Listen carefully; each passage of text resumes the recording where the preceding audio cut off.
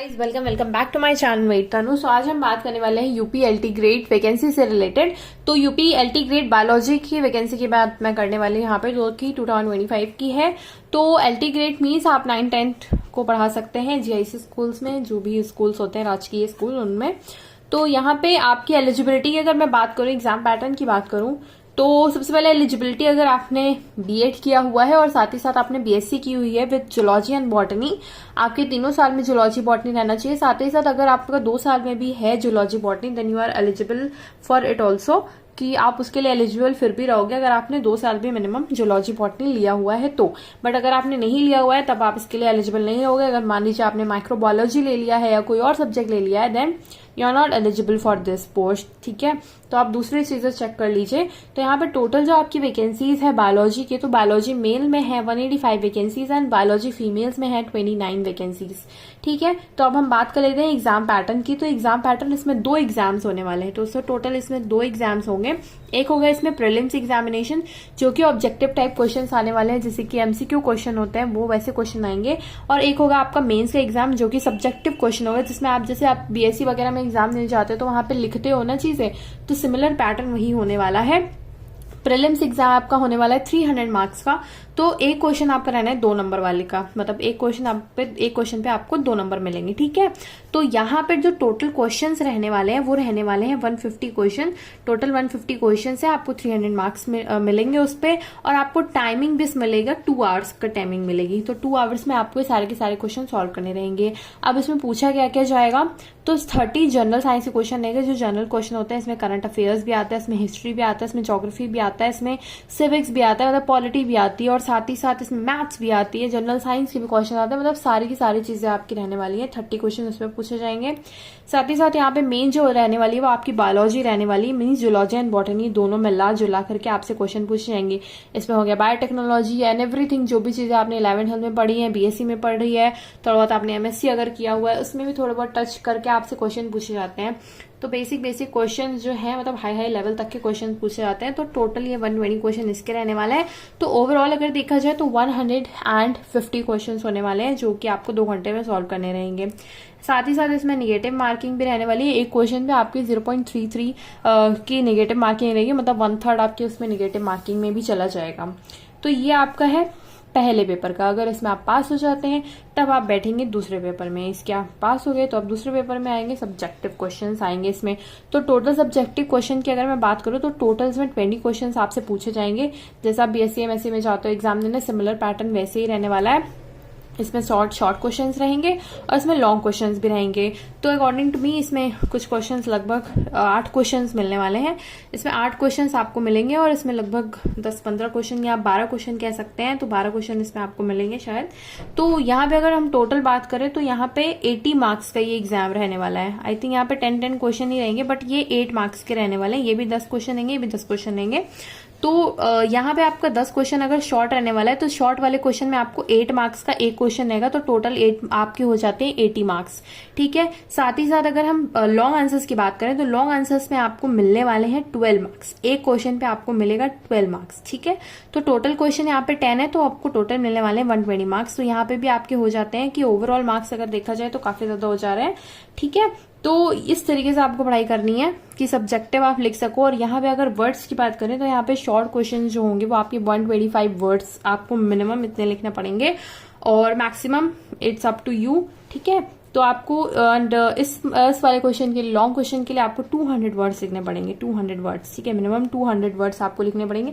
बहुत ज्यादा भी नहीं जाना है, उससे थोड़ा बहुत ऊपर जा सकते हैं। ठीक है, तो ईच क्वेश्चन में आपको 12 मार्क्स मिलने वाले हैं। 10 क्वेश्चन रहने वाले हैं।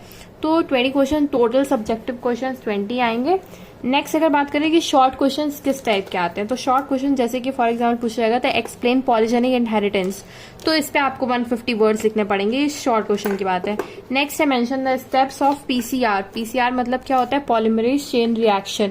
तो पॉलीमरेज चेन रिएक्शन में जितनी चीजें होती है, एनीलिंग हो गया, डीनेचुरेशन हो गया, वो सब चीजें लिखी जाएंगी। ठीक है, नेक्स्ट अगर लॉन्ग क्वेश्चन की बात करें तो write a note on the meiosis and the role of meiosis and genetic variability in organism.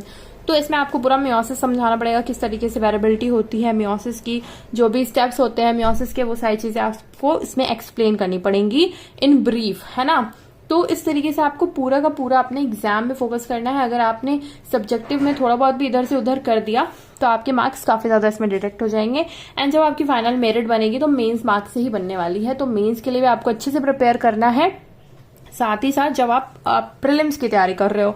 But अगर बात ये भी होती है कि आप बैठ करके सब्जेक्टिव की प्रिपरेशन कर रहे हो, आप एमसीक्यू क्वेश्चन नहीं लगा रहे हो, तो वो बहुत ज्यादा आपके लिए बेनिफिशियल नहीं रहने वाला है, क्योंकि अल्टीमेटली आपको पेपर 1 पास करके ही पेपर 2 पे जाना है। ठीक है, तो ये कुछ चीजें हैं, आपको मैं इसको शॉर्ट्स में भी आपको बता दूंगी काफी अच्छे तरीके से कि यहाँ पे किस तरीके से रहने वाली चीजें, इसमें भी किस तरीके से रहने वाली चीजें। बट यहाँ पे आपको राइटिंग की भी थोड़ी बहुत प्रैक्टिस करनी पड़ेगी व्हाइल यू मेकिंग नोट्स। जब आप नोट्स बना रहे होगे तो उस टाइम पे भी आपको थोड़ा बहुत नोट्स का ध्यान देते हुए, मतलब कि आपको आगे के एग्जाम को फोकस करते हुए चलना है कि आप प्रॉपर नोट्स बनाएं, कि आपको लास्ट टाइम पे पढ़ने में और लास्ट टाइम पे उस चीज को याद करने में भी बहुत ज्यादा इजीनेस हो, बहुत ज्यादा टिपिकलिटी ना हो। ठीक है, डिफिकल्ट ना हो आपके लिए। ना सिलेबस की बात करते हैं तो आप मतलब अकॉर्डिंग टू मी अगर बहुत ज्यादा इसका वाइड सिलेबस है, बहुत ज्यादा छोटा सिलेबस तो नहीं है, तो इसलिए मैंने प्रॉपर नहीं लिखा हुआ, but you can find out the PDF also.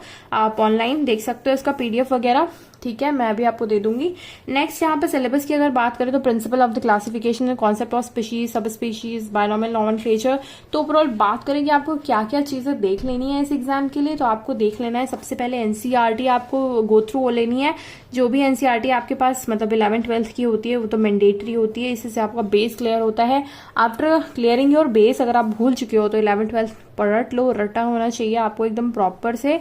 Then आप you are moving to the BSc. जो भी आपने बीएससी में चीजें पढ़ी हुई हैं उसको, चाहे वो जूलॉजी होगा चाहे वो बॉटनी होगा, इन दोनों का सिलेबस आपको कवर अप करते हुए चलना है। साथ ही साथ अगर आपने एमएससी किया हुआ है, अब एमएससी तो आप 2 सब्जेक्ट से करेंगे, नहीं तो आप सिंगल ही सब्जेक्ट से करेंगे। तो एमएससी की बात अगर है तो एमएससी जिस सब्जेक्ट से भी आपने किया हुआ उसको थोड़ा बहुत ब्रीफ स्टडी उसकी कर लीजिएगा। साथ ही साथ जितना हो सके, जैसे कि जूलॉजी से अगर किया तो जूलॉजी आपने पढ़ने के बाद बॉटनी की भी कुछ चीजें सर्च आउट करके उसमें पढ़ ली। बट साथ ही साथ सिर्फ पढ़ना इज नॉट ओनली इम्पॉर्टेंट, तो आपको साथ साथ इसमें क्वेश्चन भी सॉल्व करने रहेंगे। तो आई होप इसमें आपको चीजें समझ में आएंगी। 10 क्वेश्चन इसमें रहने वाले हैं शॉर्ट में, और 10 क्वेश्चन आपके रहने वाले लॉन्ग में, जो कि 8 मार्क्स का रहेगा शॉर्ट क्वेश्चन, एंड यहाँ पे इसका रहेगा ठीक है 12 क्वेश्चन। तो यहाँ पे आपको लगभग 3 घंटे मिलेंगे, जिससे आपको प्रॉपर 3 घंटे मिलते हैं जब आप बीएससी वगैरह का एग्जाम देने जाते हो, अपने ग्रेजुएशन का पीजी का एग्जाम देने जाते हो। लगभग 2-2.5 घंटे 3 घंटे मिलते हैं आपको। सेमेस्टर वाइज चीजें चेंज हो गई है, बट पहले की अगर मैं बात करूँ तो चीजें सेमेस्टर वाइज नहीं होती थी, ईयरली होती थी, तब हमें प्रॉपर 3-3 घंटे मिलते थे पेपर को सॉल्व करने के लिए। बट अब चीजें बदल चुकी हैं। तो यहाँ पे अगर प्रॉपर एग्जाम पैटर्न की अगर बात करी जाए तो आपको मेन फोकस अभी इस चीज पे रखना है, जितने ज्यादा से ज्यादा हो सकते हैं उतने एमसीक्यू सॉल्व करने हैं। मेन जो होता है वो आपका क्वेश्चन सॉल्विंग पे भी डिपेंड करता है, और बहुत चीजें रिपीट भी होती हैं। ऐसा तो है नहीं कि कॉन्सेप्ट ही बदल जाएगा, कॉन्सेप्ट सिमिलर ही रहता है, बट चीजों को पूछने का पैटर्न इतना चेंज आता है कि हम वो चीज को समझ ही नहीं पाते हैं। फिर according to the new pattern हमें वो चीजों को लेकर के चलना है। साथ ही साथ आपके हो सके तो आप पीवाईक्यू वाली बुक्स वगैरह देख लीजिए, and if you wanted to take a batch then you can take. बहुत सारी बैचेस अवेलेबल हैं, वो भी आप देख सकते हैं। बट अगर आप उसको भी लेके नहीं पढ़ेंगे तो it's up to you, but साथ पढ़ना तो इट्स मस्ट ही है उसको। तो पीवाईक्यू कोई भी एग्जाम मेरे अकॉर्डिंग अगर होता है, तो कोई भी एग्जाम अगर आप देते हैं तो पीवाईक्यू इज वेरी इंपॉर्टेंट, चाहे वो कोई भी एग्जाम हो, जिससे उससे आपको क्लियर हो जाता है किस तरीके के क्वेश्चन पूछे जाते हैं। अब इनका 4-5-6 साल से एग्जाम ही नहीं हुआ है इस वैकेंसी का, तो हम उतना ज्यादा तो अंदाजा नहीं लगा सकते हैं, क्योंकि नई नई चीजें नए नए पैटर्न्स आते रहते हैं। ChatGPT इतना ज्यादा बढ़ चुका है कि कितने तरीके से क्वेश्चन बन सकते हैं, हम भी नहीं समझ सकते हैं। ठीक है, तो बट आप चीजें क्लियर करते हुए चलोगे, कॉन्सेप्ट क्लियर करते हुए चलोगे, बेस क्लियर करते हुए चलोगे, then you can definitely do well in the examination. तो इस तरीके से आपको अपनी प्रिपरेशन रखनी है। ओवरऑल वीडियो देखने के लिए thank you so much, and if you wanted to ask something then you can ask me in the comment section also. So thank you so much, bye bye, take care.